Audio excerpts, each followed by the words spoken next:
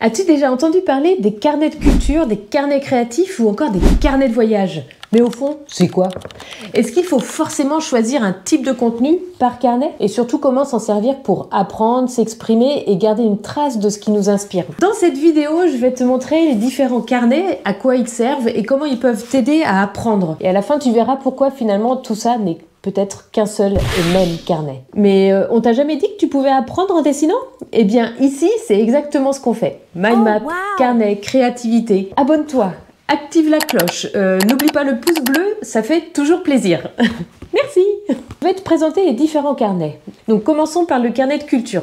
En fait, il a été développé par Ingrid Van Dorn qui a fait le buzz sur TikTok. Le carnet de culture, c'est un peu comme une extension de ta mémoire. Il te sert à noter, organiser et synthétiser ce que tu apprends et découvres pour augmenter ta culture générale. Donc en fait, c'est un outil génial pour mieux comprendre et retenir ce qui t'intéresse. Ce que tu peux y mettre, des résumés de livres, des citations inspirantes, des mind maps pour structurer tes idées, des réflexions sur des sujets qui t'intéressent. Le carnet créatif. Comme son nom l'indique, c'est un espace où tu peux laisser complètement libre cours à ton imagination. Pas de pression, pas de règles, juste de l'expérimentation. C'est un outil parfait pour tester, explorer et développer ta créativité. Bon, alors moi, je l'utilise aussi pour méditer. Qu'on peut y mettre des dessins, des croquis, des collages, des inspirations visuelles, une écriture libre type journaling, des concepts et idées de projets. Et donc, tout ça, c'est dans ce carnet créatif. Passons maintenant au carnet de voyage. Le carnet de voyage, c'est plus qu'un simple journal de vacances. Il te permet de capturer des souvenirs, de garder une trace de ce que tu vis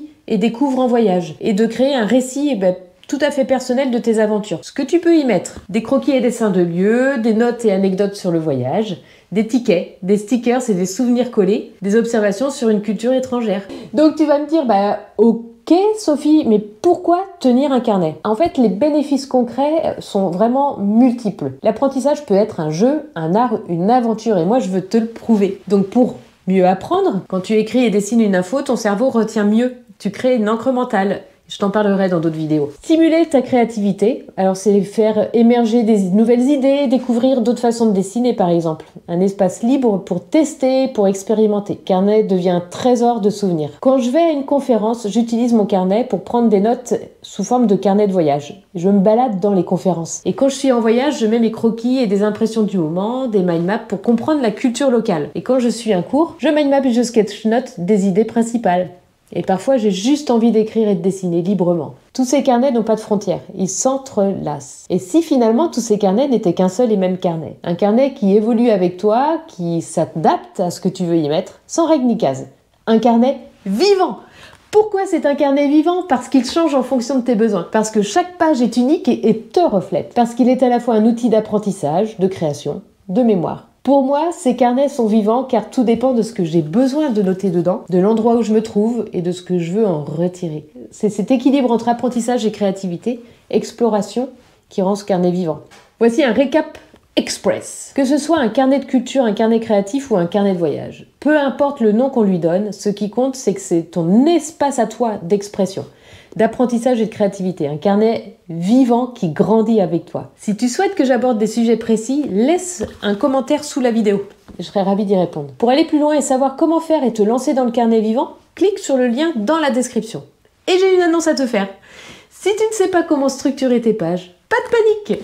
Dans la prochaine vidéo, on dessine ensemble. Je vais te montrer comment organiser tes idées, synthétiser l'info et mettre en page tes notes pour qu'elles soient jolies, cohérentes et surtout mémorables. J'ai aussi glissé une sélection de carnets et de crayons que j'adore utiliser dans la description. L'apprentissage peut être un jeu, un art, une aventure. Tu vois, si t'en as marre d'apprendre comme au siècle dernier, ici on apprend avec le dessin, les cartes mentales et la créativité. Allez, abonne-toi, mets un pouce bleu, ça fait toujours plaisir et découvre comment apprendre en dessinant. À bientôt dans la prochaine vidéo. Et déjà, je tiens à vous dire bravo parce que vos carnets sont magnifiques.